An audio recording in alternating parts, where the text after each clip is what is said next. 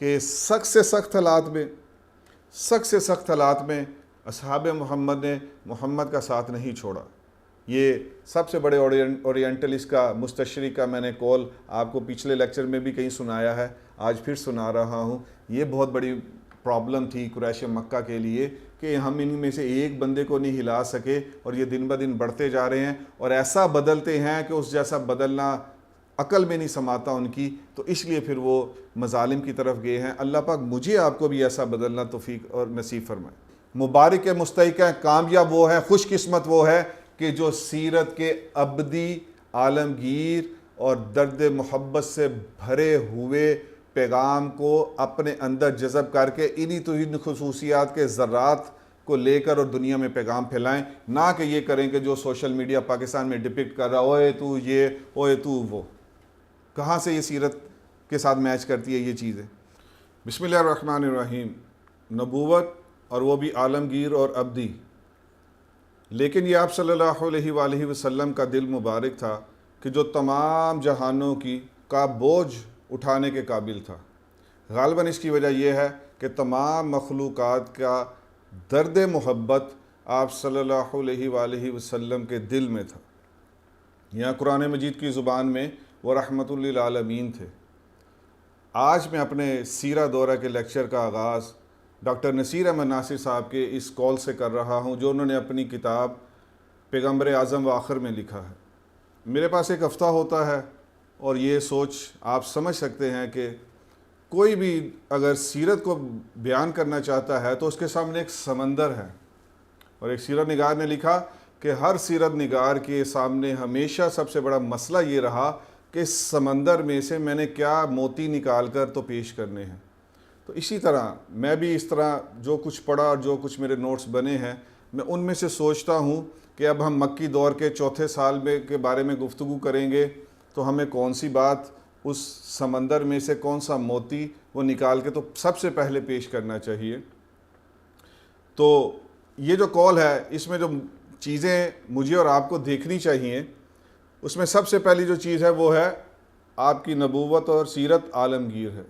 یعنی کہ اس وقت دنیا میں 8 ارب لوگ ہیں، اور اگر یہ اب قیامت کی صبح تک چلتے چلتے یہ 18 ارب ہو جائیں، یہ 80 ارب ہو جائیں، ان سب کے نے آپ صلی اللہ علیہ وسلم کا کلمہ پڑھنا ہے۔ جیسے کہ ایک حدیث شریف ہے مسند احمد کی کہ آپ صلی اللہ علیہ وآلہ وسلم نے فرمایا کہ ہر کچے پکے گھر میں میرا یہ دین داخل ہوگا، چاہے وہ غالب ہو کر یعنی اس گھر میں کوئی اسلام قبول کر چکا ہوگا، یا وہ مغلوب ہو کر اس کو قبول کرے گا یعنی وہ ذمی بن کر وہاں رہے گا، اور مغلوب ہو کر اور بے عزت ہو کر وہ اس دین کے ہاتھوں وہ اپنی زندگی کو گزارے گا۔ تو یہ ہر کچے پکے گھر میں، تمیم داری رضی اللہ تعالیٰ عنہ کی یہ روایت ہے، ہر کچے پکے گھر میں یہ داخل ہونے والا ہے انشاءاللہ۔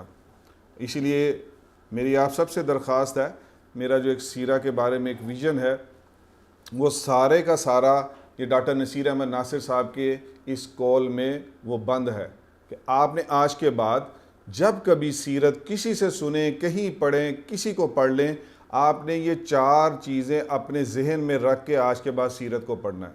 جب تک آپ کا آخری سانس نہیں آتا آپ نے سیرت النبی صلی اللہ علیہ وآلہ وسلم میں کے بارے میں ہمیشہ اس 4 چیزوں کو ذہن میں رکھ کے پھر آگے چلنا ہے۔ پہلا، آپ کی سیرت کسی معاشرے میں، کسی علاقے میں، کسی ملک میں، کسی مسلک میں سمانے کے لیے نہیں آئی، بلکہ یہ ایک عالمگیر سیرت ہے۔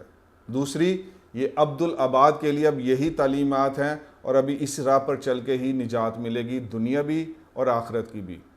تمام جہانوں کی ذمہ داریوں کا بوجھ اٹھایا آپ کے دل نے، اور اس لیے غالباً اس کی وجہ وہ لکھ رہے یہ ہے کہ آپ کو تمام مخلوقات کا درد محبت ملا ہوا تھا۔ تو تیسری اہم چیز، میرے اندر درد محبت ہونا چاہیے، چاہے وہ میرے سے دین میں وہ میرے دین پہ نہیں ہے، چاہے وہ میرے مسلک پہ نہیں ہے، وہ چاہے کسی چیز پہ ہے، وہ 203 ممالک میں سے کہیں رہتا ہے، کسی سکول آف تھاٹ کو، کسی مذہب کو، کسی نظریے کو، کسی فکر کو وہ فالو کر رہا ہے، اگر میرے پاس حق ہے، اور یقیناً میرے پاس حق ہے، تو مجھے اس سیرت کی روشنی میں اس کا درد دل رکھتے ہوئے اس کو وہاں سے نکالنے کی کوشش کرنی ہے، نہ کہ اس سے نفرت کرنی ہے، اور نہ کہ اوئے توئے کر کے اس کے اوپر لان تان کرنی. تو یہ پہلا سبق ہے جو سیرت کا مجھے آپ کو اللہ کرے کہ ہمارے وہ دلوں میں اتر جائے. جیسے میں نے پچھلے لیکچر میں عرض کیا تھا کہ عائشہ رضی اللہ تعالیٰ عنہ کا قول تھا یہ کہ آپ صلی اللہ علیہ وآلہ وسلم کی دختران خیر الانام نے بھی بالکل اولیت میں ہی اسلام قبول کیا. تو اسی لیے میں آج کے لیکچر کا آغاز وہ سیدہ زینب رضی اللہ عنہ کی زندگی کے ذکر خیر سے کرنے لگا ہوں کہ سیدہ رضی اللہ تعالیٰ عنہ کا سب سے بڑا، اور آبویسلی آپ جانتے ہیں کہ اس کے بارے میں مجھے جو سب سے بیسٹ کتاب ملی وہ احمد خلیل جمعہ صاحب کی تھی، خواتین اہل بیت. تو اس میں انہوں نے ان کا جو تذکرہ کیا ہے، اس تذکرے کے لیے جو انہوں نے بند باندھا ہے، جو موضوع باندھا ہے، وہ ہے نادر ہار کا پہلا موتی. تو میں بھی آج نادر ہار کے اس پہلے موتی کے ذکر خیر سے اپنے لیکچر کا آغاز کرتا ہوں. اور انہوں نے لکھا کہ سیدہ کی فضیلت بیان کرنے کے لیے صرف یہ بات کافی ہے کہ سیدہ کے والدین کائنات کے سب سے عظیم ترین ہستیاں تھیں. اس کے بعد کوئی بات کرنے کی ضرورت نہیں رہ جاتی. کتنی بڑی فضیلت ہے کہ اس کائنات کے سب سے افضل ترین والدین کے گھر میں وہ پیدا ہوئیں، اپنی زندگی کی وہ پروان چڑھتی رہیں. پھر جب شادی کے قریب ان کی عمر آئی تو ان کی خالہ ان کی والدہ کے پاس آئی اور ان سے اپنے بیٹے کے لیے رشتہ مانگا. اور احمد خلیل جمعہ صاحب نے لکھا ہے کہ آبویسلی انہوں نے اپنے خاوند سے یعنی امام الانبیاء صلی اللہ علیہ وسلم سے اس کے بارے میں مشورہ کیا ہوگا اور یہ رشتہ طے ہو گیا. بی بی خدیجہ رضی اللہ تعالیٰ عنہ نے اپنا پسندیدہ ہار ان کو شادی میں تحفے میں دیا اور اس طرح یہ اپنے خاوند کے گھر میں چلی گئیں. ان کے گھر پہلی بیٹی ہوئی جس کو حضرت فاطمہ رضی اللہ تعالیٰ عنہ کی وفات کے بعد حضرت علی رضی اللہ تعالیٰ عنہ نے ان سے شادی کی. اور دوسرا ان کا ایک بیٹا ہوا لیکن وہ فوت ہو گیا تھا. آپ کے داماد کا لقب بھی امین تھا. یہ میں جان میں حیران ہوا کہ ہم پڑھتے کچھ نہیں ہیں، اور جب میں نے یہ پڑھا ان کی کتاب میں تو میں حیران ہوا کہ داماد کا لقب بھی امین تھا قریش کے اس معاشرے میں. اور جب آپ صلی اللہ علیہ وسلم نے اعلان بعثت کیا تو سیدہ خدیجہ زینب رضی اللہ تعالیٰ عنہ تو فوراً ایمان لے آئی تھی، اور انہوں نے ایمان پیش کیا اپنے خاوند پہ، ابو العاص پہ بھی، لیکن انہوں نے ایمان ان کو قبول نہیں کیا. اور انہوں نے اپنی بیگم سے یہ کہا کہ میں نہیں چاہتا لوگ کہیں کہ تم یہ اپنی بیوی کی محبت کی وجہ سے یا اس کی وجہ سے اپنے باپ دادا کا دین چھوڑ گیا. تو یہ بات یاد رکھیے، یہاں ایک بہت اہم لائن آپ سنتے جائیے اور ساری زندگی اس کے اوپر آپ نے سوچنا ہے. اس لائن کو کبھی بھولنا نہیں. یہ سید قطب شہید کے تفسیر میں یہ لائن مجھے پڑھنے کو ملی. انہوں نے وہاں لکھا ہے کہ ایمان لانے کے بعد سب سے مشکل ترین چیز اس چیز کو اوور کم کرنا ہے کہ لوگ کیا سوچیں گے. آپ دیکھ لیں کہ جناب ابو طالب بھی اس وجہ سے کلمہ نہیں پڑھ پائے، اور یہاں بھی دیکھ لیں کہ ابو العاص نے بھی اسی وجہ سے وہ کلمہ پڑھنے سے انکار کیا کہ لوگ کیا کہیں گے. تو یہ لوگ کیا کہیں گے، میرا مسلک کیا کہے گا، حق آنے کے بعد یہ باتیں سوچنا، یہ انتہائی بے وقوفی کی باتیں ہیں، اور یہ تاریخ اسلام اس سے بھری پڑی ہے.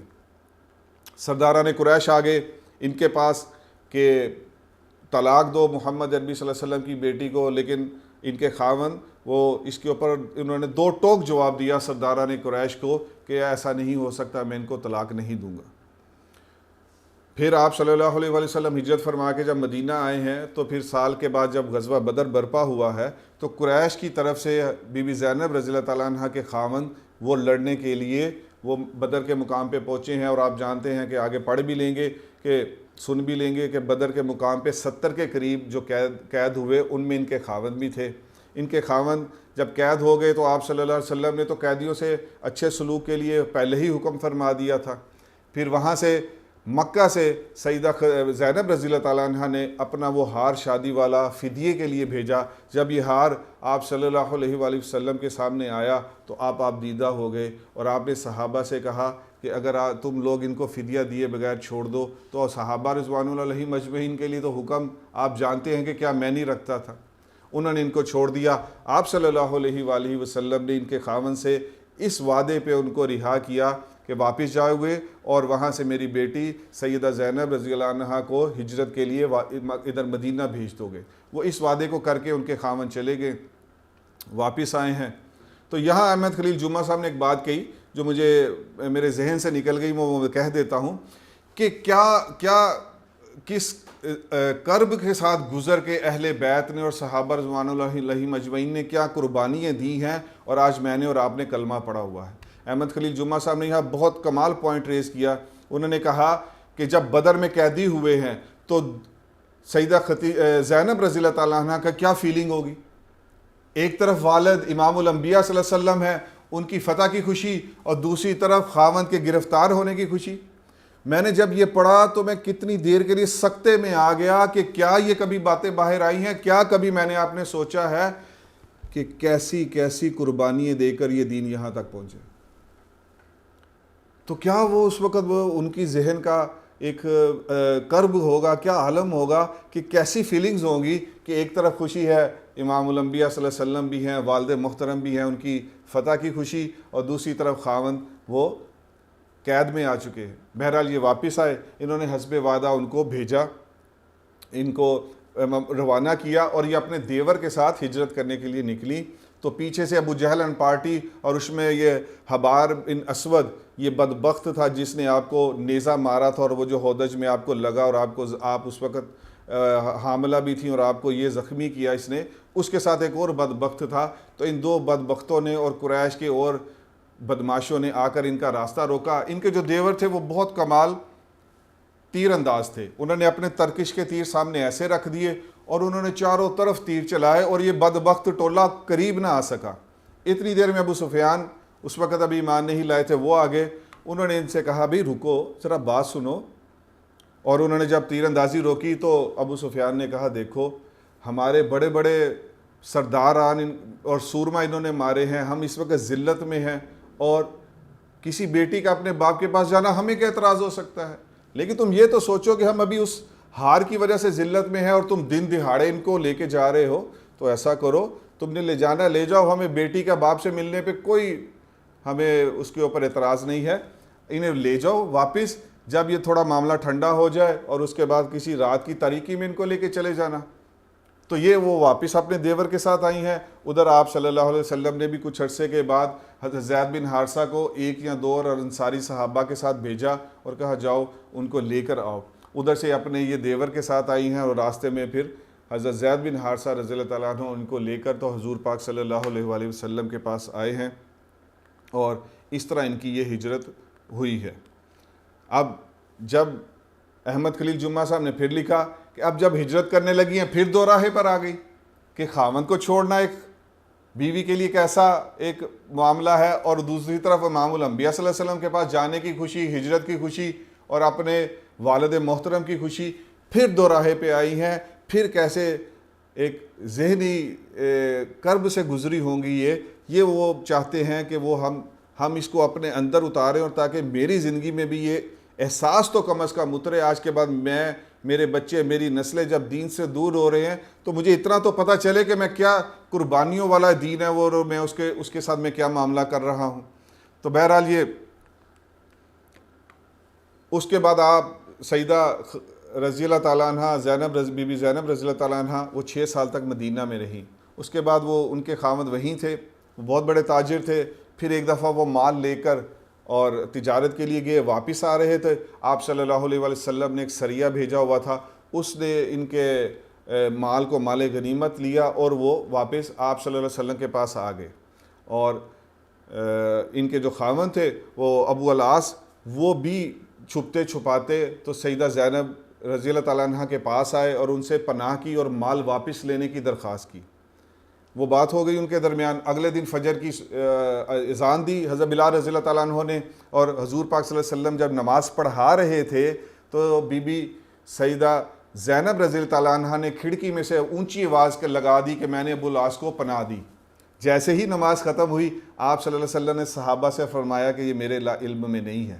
پھر آپ سیدہ کے پاس آئے اور ان سے کہا ٹھیک ہے، ایک عامی مسلمان بھی پناہ دے دے تو وہ ہماری طرف سے پناہ ہے، اور ان کو پناہ دے دی گئی۔ پھر آپ صلی اللہ علیہ وآلہ وسلم نے صحابہ رضوان اللہ علیہم اجمعین سے کیا خوبصورت بات کی ہے، اور کیا سٹینڈرڈ اور معیار قائم کیا ہے۔ صحابہ کے پاس گئے، کہا اللہ نے یہ مال غنیمت آپ کو دیا ہے، اللہ کا فضل ہے، آپ کا حق ہے، لیکن یہ ہمارے عزیز ہیں، اگر آپ ان کو واپس کر دیں تو آپ کی مرضی۔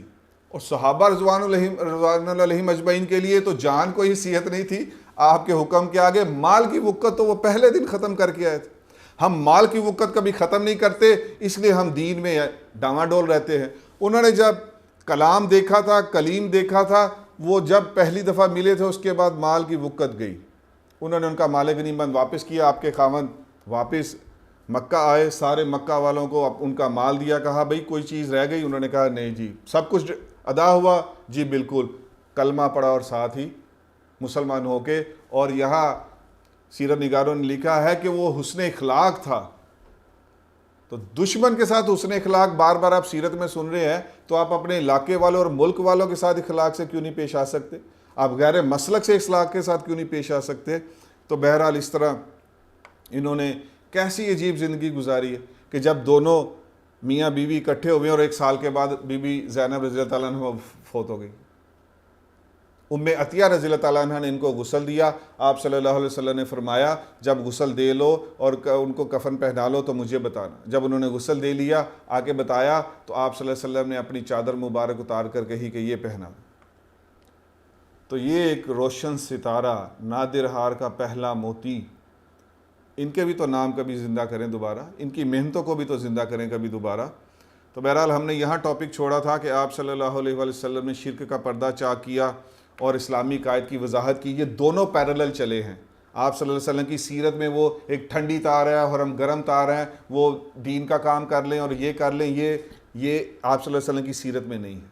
کوئی جزیات پکڑ کے، کوئی کسی ایک چیز کو پکڑ کے اس پہ محنت کرنا، یہ نہیں ہے.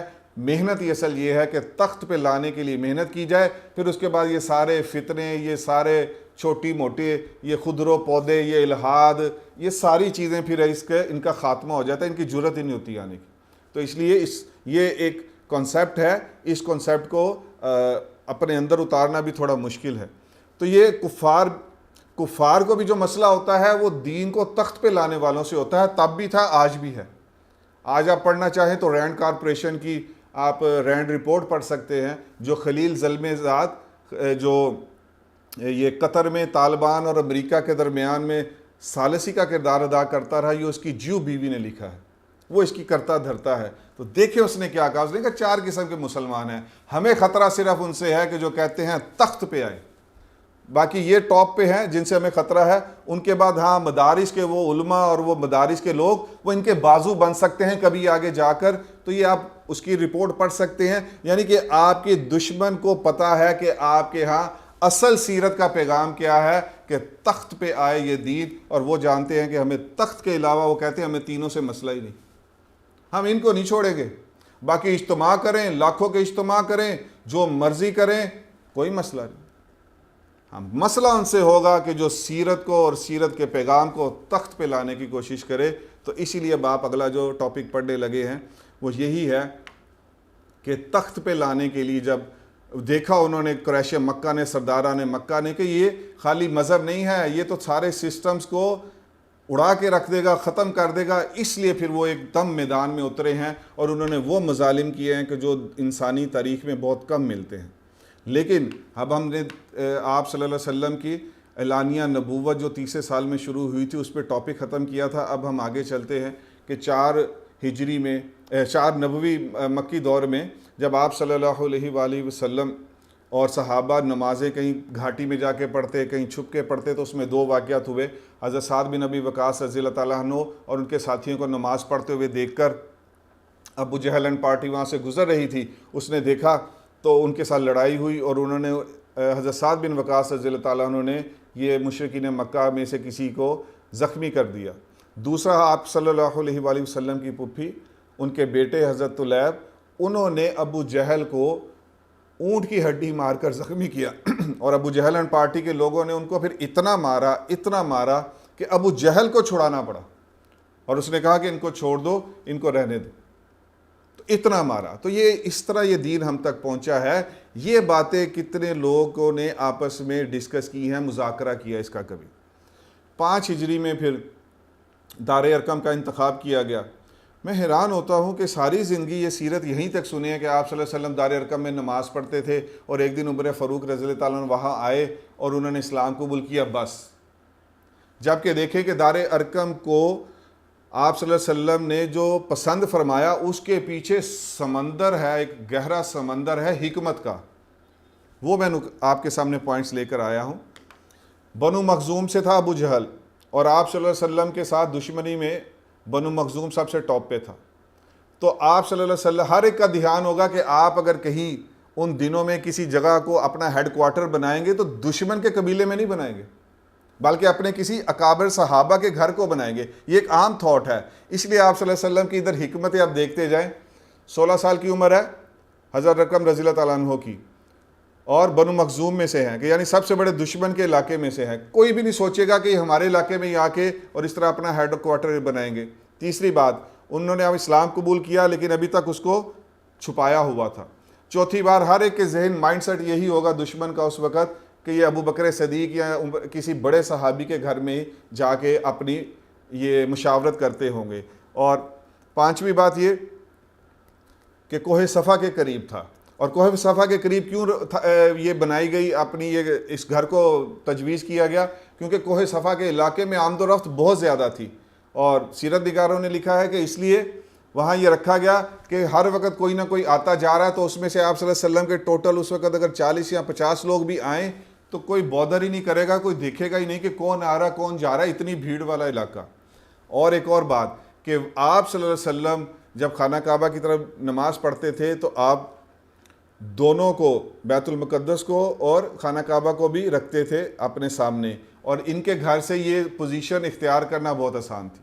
تو ساری چیزوں کی حکمت در حکمت در حکمت، اور آج مسلمان کا وہ حال ہے کہ سب سے زیادہ چھتر اس کو پڑھ رہے ہیں کہ اس میں حکمت نام کی چیز ہی نہیں آ رہی، تو پھر سوچنے کی ضرورت ہے کہ ایسا ہمارے ساتھ کیوں ہو رہا ہے۔ اور ڈاکٹر حمید اللہ صاحب نے اپنی کتاب میں یہ لکھا ہے کہ 1932 تک یہ دار ارقم کا گھر موجود تھا۔ 1932 تک یہ نومینیٹڈ تھا کہ یہ دار ارقم والا وہی گھر ہے جہاں آپ صلی اللہ علیہ وسلم یہ غالباً 5 ہجری کے آغاز میں آ کر اپنے صحابہ کے ساتھ مشاورت کرتے تھے، اور نماز ہوتی تھی اور سارا کچھ پلاننگ ہوتی تھی اگلے اسلام کے اس دور کے لیے۔ تو انہوں نے لکھا ہے کہ ایک حبیب نامی ایک بہت بڑے مفتی تھے، انہوں نے کثیر رقم دے کر یہ گھر خریدا تھا، خود خرید لیا ذاتی طور پہ، اور پھر اس کے بعد جب انہوں نے سقوط یہ ہماری سلطنت عثمانیہ کا ہوا، سقوط ہوا، تو اس کے بعد پھر وہ عرب کے ہاتھ چلا گیا، اور پھر عرب نے کچھ عرصے سالوں کے بعد اس کو مسجد نبوی کی توسیع کی وجہ حرم کی توسیع کی وجہ سے انہوں نے اس کو پھر اسی میں توسیع میں شامل کر لیا۔ تو یہ سارا دار ارقم کا تھا۔ اب ہمارا وہی اصل ٹاپک کہ قریش کی آپ صلی اللہ علیہ وسلم کے ساتھ اتنی شدید مظالم اور مخالفت کی وجوہات کیا تھی۔ تو پہلی چیز یہ لکھی ہے سیرت نگاروں نے کہ وہ منکر کو مذہبیات سمجھتے تھے۔ اب آپ دیکھیں کہ جب اسی گھر میں پیدا ہوا، بلکہ قرآن پاک میں بہت جگہ یہ بات کہی ہے، مجھے یہ بہت فیورٹ لگتا ہے یہ قرآن پاک کی یہ آیت، ما وجدنا آبانا ما وجدنا آبانا، کیوں کہتے ہو کہ میرے باپ دادا کا دین، کیوں کہتے ہو کہ میرے باپ دادا کا دین۔ آج ہمارے معاشرے میں بھی اسی وجہ سے ہے کہ بھئی باپ دادا کا جو دین ہے اسی پہ رہنا۔ اس کا وجہ کیا ہے کہ سیکنڈ ہینڈ نالج ہے، جس جگہ پیدا ہو گئے، جس باپ دادا کے دین میں پیدا ہو گئے، بس اسی میں سے چند چیزیں، چند ریچولز کیے، اور اس کے بعد ہم جنت میں چلے جائیں گے۔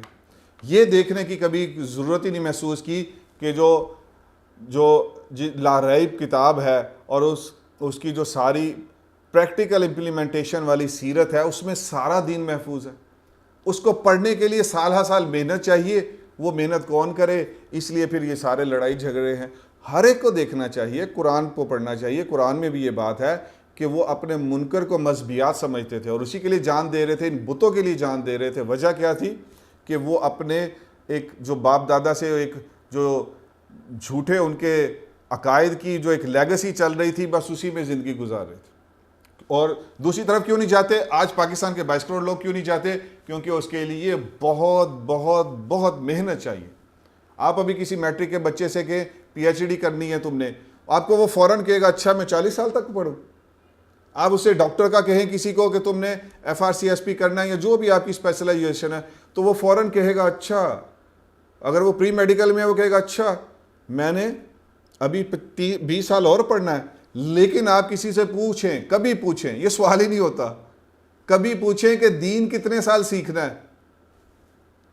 It's an alien thing in our society کہ کیا دین بھی سیکھنا ہے؟ اچھا کیا قرآن کو بھی پڑھنا ہے؟ پھر اس کے بعد قرآن کو جب پڑھنا ہے تو کیا میں نے کسی اینک کے ساتھ پڑھنا ہے کہ میرے مسلک کی اینک لگی ہو تو میں نے پڑھنا ہے؟ تو یہ ساری بڑی بڑی وجوہات، اگر آپ صدق کے دل سے اگر آپ سیرت کو مکی دور کو پڑھ لیں گے، آپ کو خود ٹیسٹومیٹر آپ کے ساتھ لگ جائے گا کہ میں اس وقت کہاں کھڑا ہوں اور میری کون سی چیزیں کامنالٹی میں آ رہی ہیں اس معاشرے میں جو حضور پاک صلی اللہ علیہ وسلم کے اگینسٹ کھڑا ہوا تھا۔ سرداری اور اقتدار چھنتا کس کو اچھا لگتا ہے؟ کسی کو نہیں لگتا۔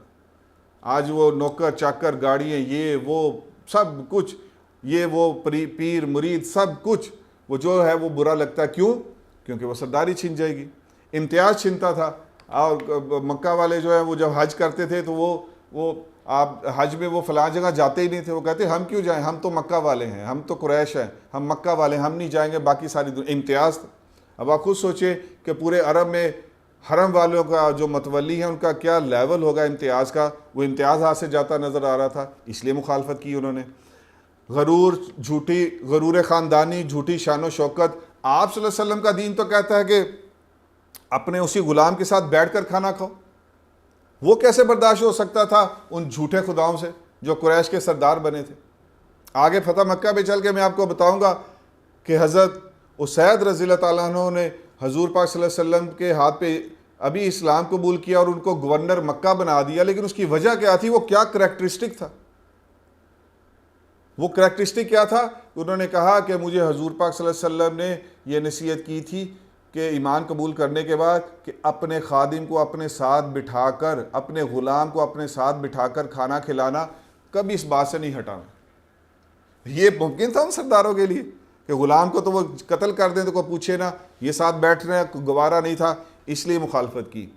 دیگر قبائل کی بنو ہاشم سے ایک دشمنی چلی آ رہی تھی، اس لیے انہوں نے کی۔ تو آپ بھی آج دیکھ لیں کہ جو جس مسالے کی دشمنی ہے، وہ جس مسلک میں پیدا، وہ جاننے کی کوشش ہی نہیں کرے گا کہ یہ قرآن و سنت سے ٹکرا رہا ہے، نہیں، بس کیونکہ اس کی دشمنی ہے تو وہ ادھر سے باتیں سن کے اور وہ ساری زندگی اس کے گزار کے چلا جائے گا۔ قبر میں جا کے اس کو پتہ چل جائے گا کہ تیری جو فکر اور تعلیمات تھی یہ قرآن و سنت کے 110% خلاف نکلی۔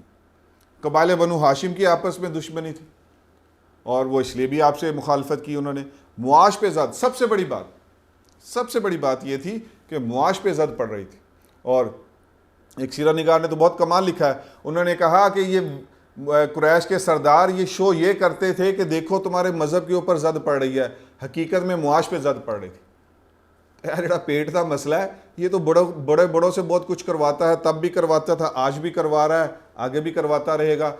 بے وقوف تو وہ لوگ ہیں کہ جو ان کو سن کر اپنی راہ متعین کرتے ہیں اور قرآن اور سیرت کے ان ابدی، عالمگیر اور درد محبت رکھنے والے ایک ایسے پیغام کے اندر گہرائی میں اتر کے نہیں دیکھتے کہ مجھے بھی ایسا بننا ہے اور مجھے بھی ایسے پیغام کو پھیلانا ہے۔ تو اس لیے یہ چیزیں رکاوٹ تب بھی تھی، یہ رکاوٹ ابھی بھی ہے۔ سیاست پہ زد پڑتا تھا، ظاہری بات ہے کہ جب آپ کے ہاتھ میں ایک حکومت ہے، آج دیکھ لیں کہ آپ یہاں بھی پارٹیاں لڑتی ہیں، ساری دنیا میں لڑتی ہیں، تو حکومت چھینتے ہوئے ایک دنیا دار بندے سے اس کی تو وہ زندگی موت کا سوال ہے۔ کرسی تو زندگی موت کا سوال ہے، جس نے اس نے اپنے ذاتی مفاد کے لیے اس کو اپنایا ہے، اور جس نے یہ سوچا کہ جس کو صدیق اکبر رضی اللہ تعالیٰ عنہ اور خلفائے راشدین رضی اللہ تعالیٰ عنہ وہ تو یہی کہتے تھے کسی اور کو بنا دو، ہم نے نہیں بننا، کیونکہ یہ ایک بہت بڑی ذمہ داری تھی۔ تو اس لیے جب سیاست پہ زد پڑتی نظر آئی، وہ بھی سارا کچھ پھر ڈیش ٹو گراؤنڈ ہو جانا تھا اور وہ بھی سب کچھ چھن جانا تھا، اس لیے یہ بھی مخالفت کی وجہ تھی۔ اور پھر سب سے بڑی بات یہ تھی کہ بد اخلاقیوں پہ گرفت تھی، وہ جو گندی حرکات تھیں ان کے اندر، تو وہ اس کو تو قرآن نے اب حرام قرار دے دیا تھا۔ شراب بھی چل کے آگے حرام ہو گئی، یہ ساری چیزیں حرام ہو رہی تھی، تو بد اخلاقیوں پہ گرفت تھی، اور وہ جو ایک لائف سٹائل تھا ایک عیاشی والا، وہ ختم ہوتا نظر آ رہا تھا، اس لیے بھی وہ مخالفت ہونی ہی تھی۔ پھر اب ہم اس کو ڈسکس کرتے ہیں کہ قریش کی سب سے بڑی پریشانیاں کیا تھیں۔ ان کی سب سے بڑی پریشانی یہ تھی کہ یہ ذات اقدس جن کو ہم 40 سال سے صادق اور امین کہہ رہے ہیں، اب ان کو کیسے جھٹلائیں، اب ان کے خلاف کون سا محاذ کھڑا کرے، کون سی چیز ہے؟ اور اگر چلو کھڑا کرے تو ان کے دعوے پہ، ان کے کلام پہ، ان کی فکر پہ، ان کے میسیج پہ کر سکتے ہیں، وہ آگے قرآن ہے، اور قرآن کے آگے تو وہ بالکل بے بس ہو چکے ہیں۔ تو ان کے لیے سب سے بڑی پریشانی یہ تھی کہ آپ صلی اللہ علیہ وسلم کی ذات اقدس کو خود ہم کہتے ہیں کہ ذات صادق اور امین ہیں، اور اب ہم ان کے بارے میں کوئی ایسی بات، آگے آپ دیکھیں گے کہ عتبہ بن ولید اور وہ بڑے بڑے سردار آتے تھے اور یہ کہتے تھے جی کہ ان کے بارے میں کہو جادوگر ہے نعوذ باللہ، وہ کہتے نہیں یہ جادو نہیں ثابت کر سکتے، کہو شاعر ہیں تم ثابت نہیں کر سکتے۔ تو یہ بہت بڑی پریشانی تھی کہ آپ صلی اللہ علیہ وسلم کی ذات کے بارے میں کوئی بات نہیں لا سکتے۔ آپ کے کلام نے ان کو بالکل 1000 گنا ان کو چت کر دیا تھا، اور وہ اس کے آگے بالکل گیو اپ کر چکے تھے، اس کے خلاف کوئی چیز نہیں لا سکتے تھے۔ اور سیرت نگار نے کمال نقطہ اٹھایا، یا کمال پوائنٹ اٹھایا ہے کہ سب سے بڑھ کر فدائین کی جماعت ساتھ تھی، سب سے بڑھ کر والہانہ محبت کرنے والے ساتھ تھے، ان کو نہیں ہلا سکے تو کیا کریں گے ہم؟ ذات اقدس کے بارے میں بھی کچھ نہیں کر سکتے، کلام کے بارے میں بھی کچھ نہیں کر سکتے، ہاں انسانوں کے اوپر شدید ترین مظالم کے بعد ان کو ہٹا سکتے ہیں، اس میں بھی ناکامی آپ کو نظر آ جائے گی آگے۔ تو کیا کریں؟ جو ان کے ساتھ جڑتا ہے مکمل تبدیل ہو جاتا ہے، 1% نہیں، 10% نہیں، کوئی 20% نہیں، 100% تبدیل ہوتا ہے، اس کو بھی واپس نہیں لا سکتے۔ تو کتنی بڑی بڑی پریشانی ہے۔ اب آپ آگے دیکھیں گے کہ وہ کیسے پھر انہوں نے ان مسائل سے نکلنے کے لیے انہوں نے پھر مظالم کے پہاڑ گرائے ہیں۔ تو وہ یہ وجوہات تھی، ان وجوہات کو سمجھیں گے تو پھر آگے مکی دور کو فائدہ ہوگا۔ اسی لیے اس اسلوب کو جو اپنایا ہے وہ میرے فیورٹ سیرت کے رائٹر ڈاکٹر مہدی رزق اللہ احمد کی کتاب کی جلد اول میں یہ پیٹرن ہے۔ باقیوں نے تو اس کو وہ واقعاتی لحاظ سے بیان کیا ہے، لیکن انہوں نے کہا کہ نہیں، پہلے یہ سارے حالات جو آگے تم نے پڑھنے ہیں پیش آنے، پہلے وہ دل میں اتارو۔ اور مجھے وہ بہت پسند آیا کہ واقعی جب یہ پہلے میں نے دیکھا کہ ان کے مسائل کیا ہیں اور انہوں نے کن چیزوں کو اس کا بدلہ لینے کے لیے انہوں نے سارے مظالم اٹھائے، تو آگے چل کے وہ زیادہ دل میں اتریں گے۔ تو اس لیے میں ان کو یہاں لے کے آیا کہ سخت سے سخت حالات میں اصحاب محمد نے محمد کا ساتھ نہیں چھوڑا۔ یہ سب سے بڑے اورینٹلسٹ کا مستشرق کا میں نے کول آپ کو پچھلے لیکچر میں بھی کہیں سنایا ہے، آج پھر سنا رہا ہوں۔ یہ بہت بڑی پرابلم تھی قریش مکہ کے لیے کہ ہم ان میں سے ایک بندے کو نہیں ہلا سکے، اور یہ دن بدن بڑھتے جا رہے ہیں اور ایسا بدلتے ہیں کہ اس جیسا بدلنا عقل میں نہیں سماتا ان کی۔ تو اس لیے پھر وہ مظالم کی طرف گئے ہیں۔ اللہ پاک مجھے آپ کو بھی ایسا بدلنا توفیق اور نصیب فرمائے۔ تو اس لیے ان کے وہ سارے پلانز آگے چل کے چوپٹ ہو جائیں گے۔ کیوں؟ کیونکہ فدائین کی جماعت ایسی ہے کہ جس نے پہلے دیکھ لیا کہ مقصد نبوت کیا ہے، اور اس کے بعد پھر زندگی کو لا کے اس پہ رکھا۔ زندگی فٹ آتی ہے ٹھیک ہے، مال فٹ آتا ہے ٹھیک ہے، میرا کیریئر فٹ آتا ہے ٹھیک ہے، میرے بچے کٹتے ہیں کٹ جائیں، میرے گردن کٹتی ہے کٹ جائے، میرے باغ کھیت کھلیان سب تباہ ہوتے ہیں ہو جائیں۔ پہلے مقصد نبوت آنا چاہیے ایک مسلمان کے سامنے، پھر اس کے بعد یہ ساری چیزیں کپل کریں۔ اگر لوپ میں آتی ہیں کپل ہوتی ہیں فبیہا، اللہ کا کرم ہے، نہیں آتی تو پھر اس کے لیے ساری قربانیاں دیں گے۔ یہ جب صحابہ رضوان اللہ علیہم اجمعین کی ایسی جماعت آپ صلی اللہ علیہ وسلم کے ساتھ آئی تو یہ وجوہات ہیں کہ نہ کبھی قریش کامیاب ہو سکے، نہ کبھی اس کے بعد پہلی صدی میں کوئی کامیاب ہو سکا، نہ دوسری صدی میں، نہ تیسری صدی میں، نہ 1450 سال میں کوئی کامیاب ہوا ہے، اور نہ قیامت کی صبح تک کامیاب ہو سکے گا کہ جو صحیح کلام اور کلیم اور سیرت کو سمجھ پڑھ کے بدلتا ہے اس کو نہیں ہلایا جا سکتا۔ ہاں اس کی گردن تو اتاری جا سکتی ہے لیکن اس کو نہیں ہلایا جا سکتا۔ تو یہ اس لیے سارے پلانز ان کے آگے چوپٹ ہوں گے، ساری چالیں ان کے اوپر الٹی پڑی ہیں، اور ان کو کچھ بھی ہاتھ نہ آیا۔ الٹا یہ ہوا جتنا دباتے گئے اسلام اتنا ابھرتا گیا۔ آج دیکھ لیں 2 ارب لوگوں نے کلمہ پڑھا ہے، اور آگے چل کے پھر ہر کچے پکے گھر میں آ جائے گا۔ لو دبا لو جس نے جتنا دبانا ہے، لیکن مبارک مستحق ہیں، کامیاب وہ ہے، خوش قسمت وہ ہے کہ جو سیرت کے ابدی عالمگیر اور درد محبت سے بھرے ہوئے پیغام کو اپنے اندر جذب کر کے انہی تو ان خصوصیات کے ذرات کو لے کر اور دنیا میں پیغام پھیلائیں، نہ کہ یہ کریں کہ جو سوشل میڈیا پاکستان میں ڈپکٹ کر رہا اوئے تو یہ اوئے تو وہ۔ کہاں سے یہ سیرت کے ساتھ میچ کرتی ہے یہ چیزیں؟ قریش کی چالیں کیا چلی؟ اب اس چالیں سن لیں، انہوں نے 12 13 14 چالیں جمع کی ہیں میرے ان فیورٹ سیرت نگار رائٹر نے، میں اسی کو آپ کے سامنے لے آیا۔ ابو طالب کے پاس 3 سفارتیں آئیں، سودے بازی کے لیے آئے، لالچ دینے کے لیے آئے، اور سیرت نگار نے بڑی کمال بات کی کہ ہمیشہ باطل کا، جب تک باطل اس کائنات میں ہے ہمیشہ باطل یہی کرتا ہے، پہلے ڈراتا دھمکاتا ہے، پھر لالچ دیتا اور سودے بازی پہ آ جاتا۔ تو یہ ہر ایک کے ساتھ ہوتا ہے، آج بھی کام کر کے دیکھ لیں یہی ہوگا۔ مذاق، تانا ذہنی، تکبر، یہ سارے ہتھ کنڈے بھی اپنا لیے، شکوک و شبہات ڈال دیے آپ کے کلام پہ، وہ بھی سارے ہتھ کنڈے آزمائیں گے. آگے آپ سن لیں گے، آپ پوری سیرت جب مکی دور کی پوری ہو جائے گی.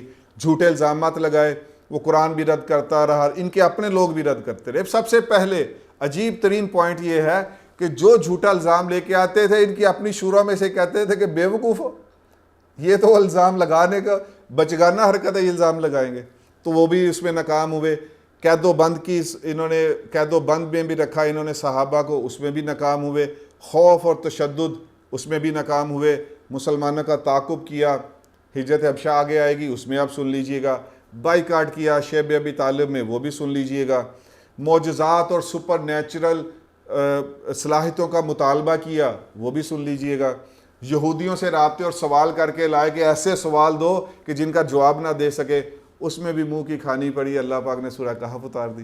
تو یہ قریش نے، یہ تو چند چالیں میں نے درجن بھر آپ سے عرض کی ہے، یہ چال در چال در چال وہ چالیں چلتے رہے، کچھ حاصل نہیں ہوا. اب میں ان ساری جو چالیں آپ کے سامنے گنائی ہیں، ان کو میں ون بائی ون اس کا کرکس نکالتے ہوئے تو ہم آگے چلتے ہیں سیرت کے اپنے اس سفر میں. ابو طالب کے پاس پہلی دفعہ آئے، شکایت لگائی، انہوں نے نرمی سے ان کو بٹھایا، سنا، اور وہ سننے کے بعد وہ ان کا غصہ ٹھنڈا ہوا، انہوں نے کہا اچھا جاؤ میں بات کروں گا، سمجھاؤں گا. وہ اپنے گھر چلے گئے. تو یہ پہلی سفارت جو آئی ابو طالب کے پاس، وہ اسی طرح خوش اسلوبی سے انہوں نے ٹال دیا. اور ان کا خیال یہ تھا کہ چونکہ ابو طالب کے زیر کفالت ہے تو اس لیے ان سے کہہ کے تو ان کو دیکھا کیسی یہ سائیکی. اب میرے پاس تو وقت بہت ہے الحمدللہ، لیکن مجھے پتہ لوگوں کے پاس اتنا نہیں ہوتا، ورنہ میں یہ سمندر جو ہے اس میں سے ایسے موتی لوگوں نے لکھے ہیں، میں دل کرتا ہے کہ میں لا لا کے آپ کو سناتا ہی جاؤں اور قبر تک سناتا جاؤں. تو انہوں نے لکھا کہ زیر کفالت تھے، اس لیے کہا ٹھیک ہے. چند بڑے آئے، انہوں نے کہا ٹھیک ہے ابو طالب سے کہو، اور وہ ان کے زیر کفالت ہے، ان کو کہاں انکار کریں گے، چلو. تو یہ آج بھی ایسا ہی ہوتا ہے کہ یہ ایجنسی کو بھیج دو، فلاں کو بھیج دو، یہ بڑے کو کہہ دو. یہ ساری چیزیں آپ کو اپنے معاشرے میں آج بھی نظر آئیں گی. پھر دوسری دفعہ 7 بدماش آئے ابو طالب کے پاس، دھمکی لگائی کہ آپ راستے سے ہٹ جائیے، آپ سے کہا تھا آپ نے نہیں مانا، آپ راستے سے ہٹ جائیے اور ہم دونوں کو جنگ کرنے دیں، یہاں تک کہ کوئی ایک فریق باقی رہ جائے گا اور ایک ختم ہو جائے گا. اب ابو طالب نے دیکھا کہ پہلے تو وہ اس طرح شدت کے ساتھ یہ ریٹیلیشن نہیں آئی تھی، اب انہوں نے دیکھا تو انہوں نے پھر آپ صلی اللہ علیہ وسلم کو بلایا اور کہا کہ اے بھتیجے مجھ پر اتنا بوجھ نہ ڈالیے کہ میں اس کو برداشت نہ کر پاؤں. تو پھر آپ صلی اللہ علیہ وسلم نے یہاں یہی جو سیرت نگار ہیں ڈاکٹر عربی سیرت نگار، یہ پہلے بخاری کی روایت لائے ہیں اور دوسرے نمبر پہ وہ اس روایت کو لائے ہیں جو ہمارے معاشرے میں زبان زد عام ہے. تو انہوں نے اس میں یہاں کہا، آپ صلی اللہ علیہ وسلم نے فرمایا کہ وہ جو سورج دیکھ رہے ہیں نا، تو سورج میں جا کر کوئی شعلہ لے کر بھی آ جائیں تو میں اپنے مشن سے ہٹنے والا نہیں. یہ میں نے مفہوم عرض کیا. تو یعنی وہ لانا محال ہے، تو اسی طرح اس پیغام کو روکنا بھی محال ہے. اللہ مجھے آپ کو بھی یہ ایسا ایک میرے اندر ذرہ یہ رکھ دیں کہ میرا بھی ویژن بنے، میرا بھی کیریئر بنے کہ میں کوئی بھی کام کروں، لیکن یہ محال ہے کہ میں دن کے چند گھنٹے یا چند منٹ میں دین کو نہ پھیلاؤں. یہ پوائنٹ یہاں سے مجھے آپ کو سیکھنا چاہیے کہ میری بھی زندگی اللہ پاک یہ محال کر دیں کہ آج جیسے صبح سے 24 رات تک اب 12 گھنٹے ہم نے رہنا ہے، تو کوئی نہ کوئی زندگی کا کسی نہ کسی کام میں کھپنا ہی ہے. تو اللہ پاک پہلا تو یہ ہے کہ اس کے ساتھ کوئی دین میں بھی کھپنے کا کوئی گھنٹہ 2 روز مجھے اللہ پاک توفیق دے دے، اور اس کے بعد پھر ساری زندگی دے دے، تو اس سے بڑھ کے تو کوئی کیریئر ہی نہیں. تو بہرحال یہ تیسری دفعہ ابو طالب کے پاس آئے اور پھر انہوں نے کہا کہ یہ عمار ابن ولید ایک بہت ہی بڑا قریشی نوجوان لڑکا تھا، انتہائی خوبصورت مالدار تھا. کہا یہ بیٹا لے لو اور اس کو اپنا بیٹا بنا لو، اس کو پالو، اور نعوذ باللہ محمد صلی اللہ علیہ وسلم ہمیں دے دو، ہم ان کو شہید کر دیتے، قتل کر دیں. تو انہوں نے کہا کہ تم یہ بیوقوف ہو کہ میں اپنا بیٹا جگر دے دوں اور تمہارا بیٹا پالوں، کوئی عقل ہے تمہاری؟ تو بہرحال یہ سفارتکاری وہ بار بار آتے رہے، ابو طالب کے پاس آئیے، ایک ہتھ کنڈا بھی ان کا ناکام رہا. عتبہ بن ولید کا واقعہ میرا بہت فیورٹ ترین واقعہ ہے کہ ایک دن یہ بدماشان قریش اور یہ ابو جہل اینڈ پارٹی یہ بیٹھے ہوئے تھے حرم میں، اور عتبہ بن ولید ان کے پاس آیا اور اس نے کہا کہ اس نے دیکھا دور آپ صلی اللہ علیہ وسلم بھی بیٹھے ہوئے ہیں تو حرم میں ہی. تو اس نے کہا کہ قریش کے سرداروں سے دیکھو میں کوئی ان کے سامنے ایسی جا کے بات نہ رکھوں کہ چلو ہمارے ان کے درمیان کو پیچ اپ ہو جائے اور اس کے بعد ہم ان کی ان چیزوں سے بچ جائیں. تو سارے قریش کے سرداران نے کہا کہ جاؤ. یہاں ایک سیرہ نگار نے بڑی کمال بات کی ہے جو مجھے بہت جو ہے وہ اس نے اٹریکٹ کیا. انہوں نے کہا کہ وہ سوچتے تھے کہ ہم مظالم سے اور ہر طریقے سے ان کو روک لیں گے ان کی دعوت سے, لیکن اب بھی ان کو بھی نظر آنا شروع ہو گیا تھا کہ ہمارے بس کی بات نہیں ہے, تو چلو کچھ لے دے کے ہی کر لے. یہ عزم چاہیے ہوتا ہے, آج بھی اس عزم کا ایک ذرہ چاہیے ہر مبلغ کو, ہر سپیکر کو, ہر دین کی محنت کرنے والے کو. تو انہوں نے یہ بڑی خوبصورت یہاں پوائنٹ ریز کیا کہ وہ سمجھ گئے تھے کہ یہ اب ہمارے بس کی بات نہیں ہے, تو چلو ہم نے جو چالیں چلنی تھی وہ بھی ناکام ہو جائیں گی, سودے بازی کر لیتے. یہ عتبہ بن ولید آپ کے پاس آیا اور کہا بھتیجے آپ سے کچھ بات کرنا چاہتا ہوں. آپ صلی اللہ علیہ وسلم نے فرمایا آپ بات کیجئے میں سنوں گا.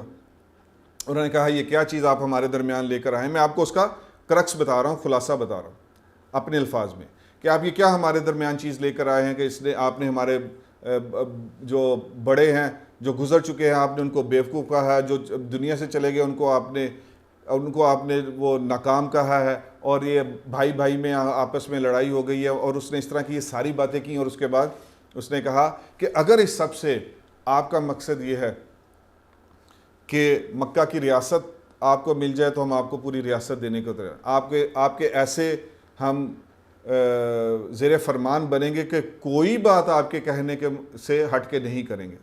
اگر آپ یہ چاہتے ہیں تو ٹھیک ہے, اگر دولت کا انبار چاہتے ہیں ہم سب مل کے اتنی دولت جمع کر دیں گے کہ وہ آپ کو کافی ہو جائے گی. کسی بڑے گھرانے میں شادی چاہتے ہیں ہم آپ کی وہ شادی کر دیں گے. اگر آپ کے پاس یہ نعوذ باللہ کوئی ایسا جن آتا ہے, کوئی ایسا آپ کے اوپر جو کوئی مسئلہ ہے کہ جس کا علاج آپ نہیں کر پا رہے, تو ہم سب سے بہترین معالج ڈھونڈ کے آپ کا علاج کروا دیں گے, لیکن آپ ان باتوں سے باز آ جائیں. یہ ساری پیشکشیں اس نے جو ممکن تھی وہ کی. آپ صلی اللہ علیہ وسلم نے حامیم سجدہ کی. ایک سیرت میں 13 آیتیں پڑھی, ایک دوسری سیرت میں ہے کہ 28 آیتیں پڑھی. اس طرح حامیم سجدہ کی آیتیں پڑھی. اس میں جب قوم سمود اور عاد کی تباہی کا واقعہ تھا, اور اس کے بعد وہ سن کے تو واپس جب آیا تو قریش کے سرداران نے دیکھ لیا اور انہوں نے آپس میں چہم گوئیاں کی کہ یہ وہ چہرہ نہیں ہے جو ذاتی دفعہ تھا. کلام کی یہ تاثیر ہے, آج میں اور آپ جو ہے وہ کلام کو ہاتھ لگانے کو تیار نہیں. اور پھر اس نے آ کے بعد میں کیا کہا کہ ان کو چھوڑ دو, میں تمہیں یہ کہتا ہوں کہ میرا یہ فیصلہ ہے کہ ان کو چھوڑ دو اور تم اس کے راستے سے ہٹ جاؤ. یعنی وہ سمجھ گیا, اتنا بڑا عتبہ بن ولید جو دشمن تھا وہ سمجھ گیا.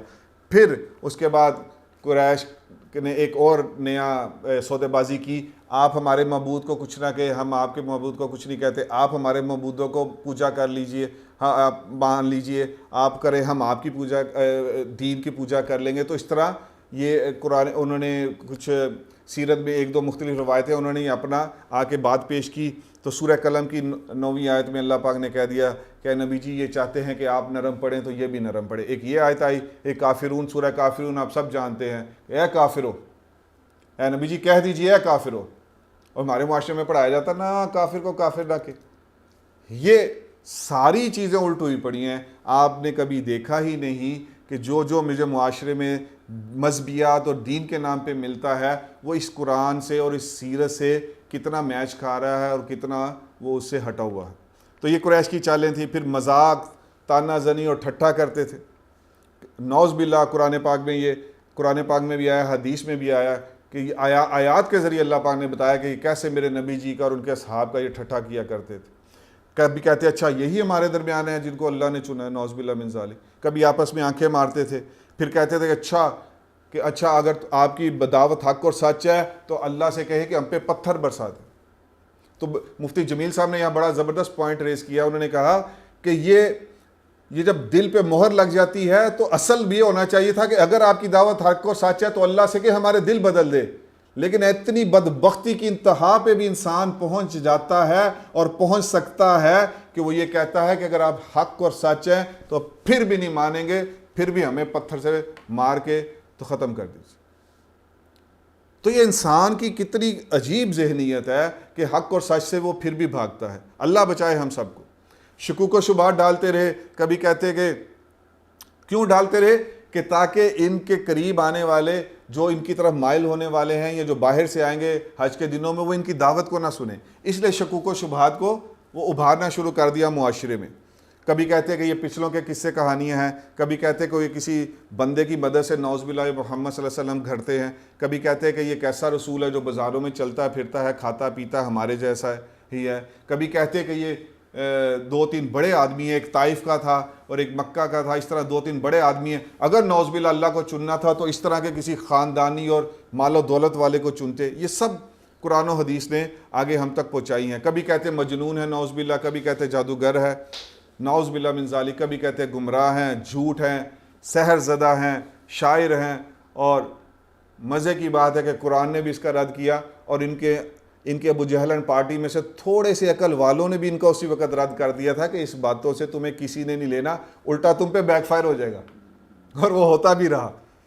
تو بہرحال یہ قریش کی چالیں چل رہی ہیں۔ آگے پھر انہوں نے معجزات اور سپر نیچرل صلاحیتیں کا کہا، یہ معجزہ لے کے آئیں، یہ لے کے آئیں، پھر مانیں گے، یہ لے کے آئیں، پھر مانیں گے۔